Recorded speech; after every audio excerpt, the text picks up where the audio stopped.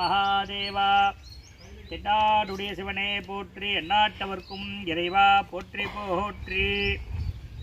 எல்லாம் அல்ல அம்பிகையின் அனுகிரகத்தினாலே, அவன் அருளாலே அவன் தாள் வணங்கி என்று கூறுவதற்கிணங்க நம்முடைய நெடுங்கல் கிராமத்திலே எழுந்திருக்கும் கலியுக கண்கண்ட தேவியாக விளங்கக்கூடிய, கேட்டவர்களுக்கு கேட்ட வரத்தை தரக்கூடிய கற்பக விருட்சமாக அருள் பாலித்து வரும் கங்கையம்மன் செல்லியம்மன்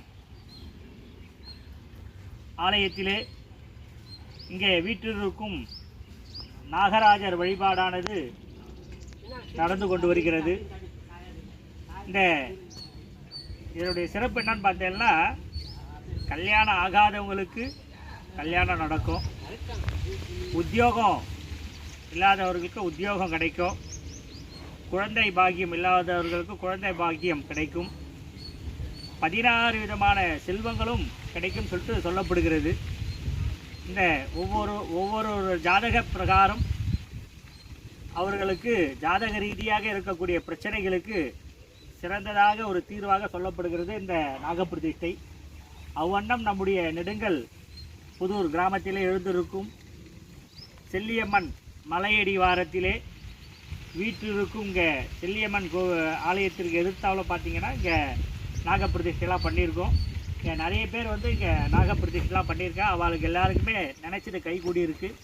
அதனால் எல்லாரும் தரிசித்து எல்லாமல்ல நாகராஜரையும் இங்கே வீட்டிற்கும் செல்லியம்மன் மற்றும் பச்சையம்மா, அங்காள பரமேஸ்வரி, எல்லையம்மன், பொன்னியம்மன், முத்துமாரியம்மன், நாகாத்தம்மன், முனீஸ்வரர், பெரியாண்டவர் ஆலயத்தில் வழிபட்டு வாழ்க்கையில் இகபர சௌக்கியத்தை பெறுமாறு வேண்டி விரும்பி கேட்டுக்கொள்கிறோம்.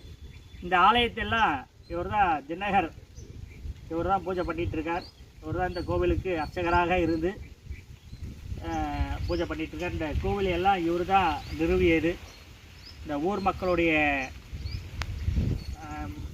மனப்பூர்வ ஒற்றுதலோடு இந்த ஆலயத்தெல்லாம் அமைத்து இவர் தான் பரிபாலனம் பண்ணிட்டு இருக்கார். அனைவரும் வருக வருக வந்திருந்து எல்லாமல்ல அம்பிகையின் அருளை பெருக பெருக என வேண்டி விரும்பி கேட்டுக்கொள்கிறோம். இங்கே இருக்க இந்த செல்லியம்மன் பார்த்திங்கன்னா சுயம்பு அம்மன். அது மட்டும் இல்லாத இங்கே சங்கு தீர்த்தம் சொல்லிட்டு தீர்த்தம் இருக்குது.